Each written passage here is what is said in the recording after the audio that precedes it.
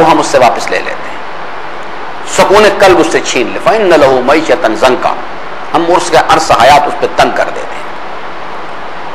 اب جناب دیکھیے کہ ارب پتی حضرات کو دیکھ لیں، وہ پریشان پھر رہے ہیں. جتنا مال زیادہ ہو رہا ہے اتنا انہیں خطرہ اس چیز کا پیدا ہو رہا ہے کہ کہیں زرداری صاحب اس میں سے حصہ نہ نکالنا شروع کر دیں، کیونکہ ابھی اطلاع ملی ہے مجھے ریسنٹلی کہ وہ 10% سے 15% پہ آ گئے.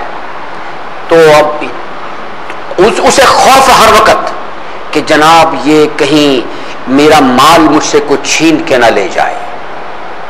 ہر وقت اس کو رات کو نیند ہی نہیں آتی. اس کو کہتے ہیں فَإِنَّ لَهُ مَعِيشَةً ضَنْكًا. سزوکی خریدی، اب وہ بیچارہ دن رات دوڑ رہا ہے کسی طرح سے کورولا خریدوں.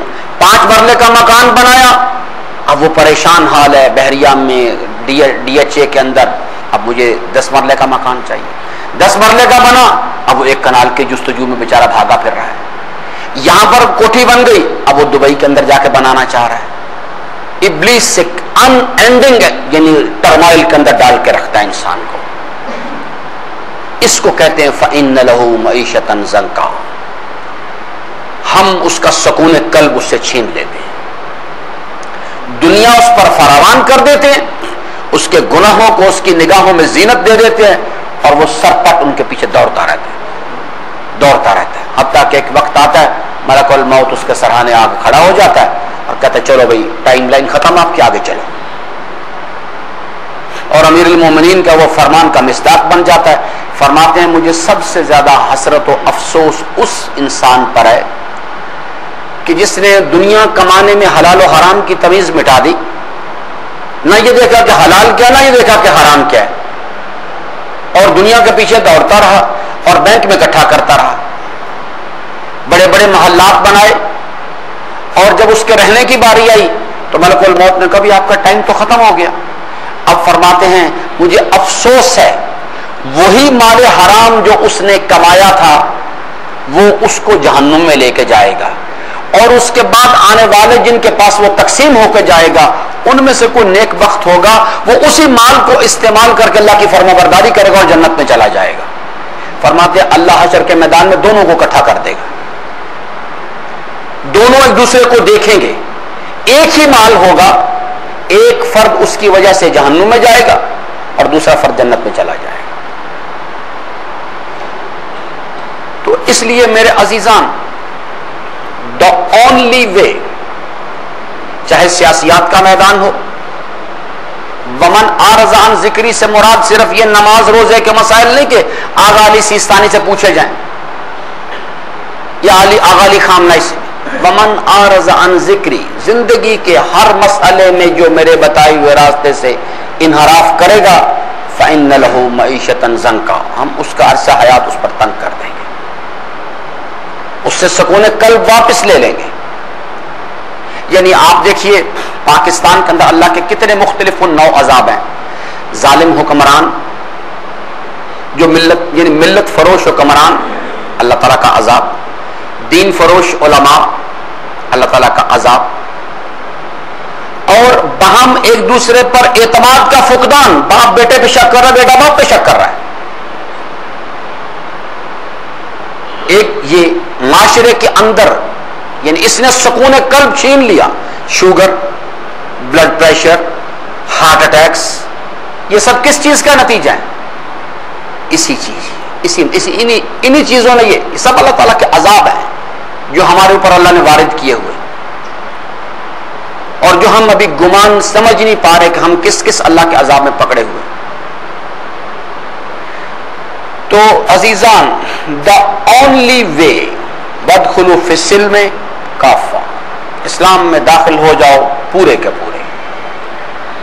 یہ روش جو ہے جو کہ ہم نے اختیار کر رکھی ہے کہ لا الہ الا ولا الہ الا، نہ ادھر کے نہ ادھر والوں کو ملتے ہیں تو جناب وَإِذَا لَقُوا الَّذِينَ آمَنُوا قَالُوا آمَنَّا.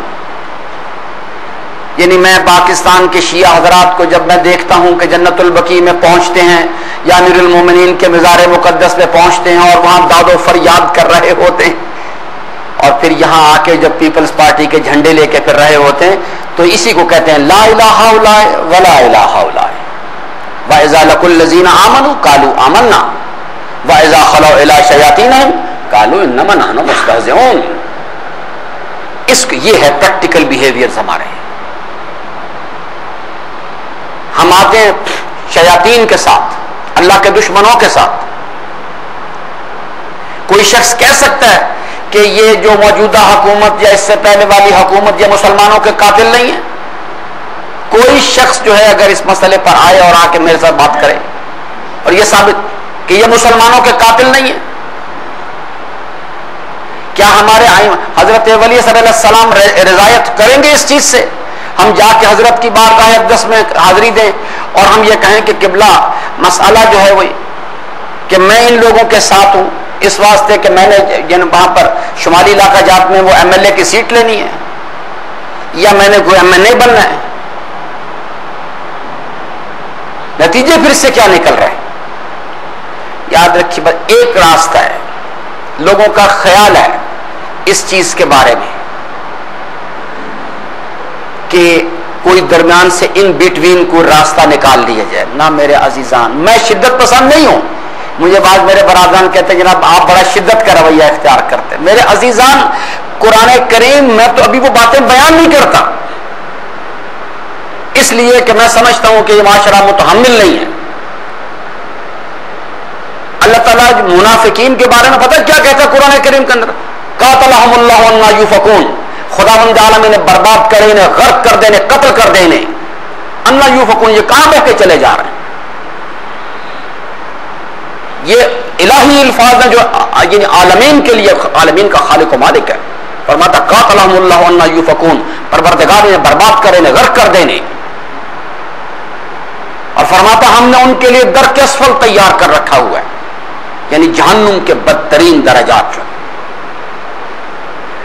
تو اس لیے اگر ہم چاہتے ہیں ہم اللہ کی بارگاہ میں مقبول ہوں، غلطی ہو جانا یعنی نفس کی خواہشات غالب آ جائے، غلطی ہو جائے، غلطی ہو جانا ایک بشری تقاضا ہو جاتی ہے،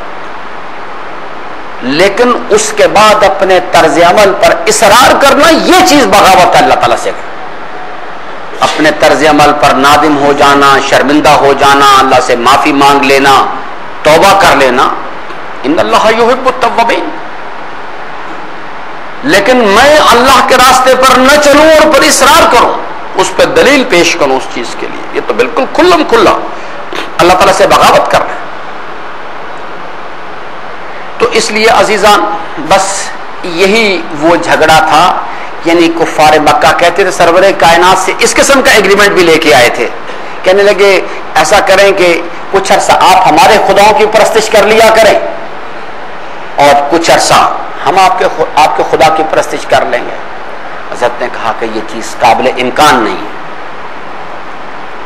یہی سید الشہداء سے انہوں نے کہا جناب آپ ایسا کریں، نماز پڑھیں، روزہ رکھیں، تسبیح جو آپ کوئی اگر کوئی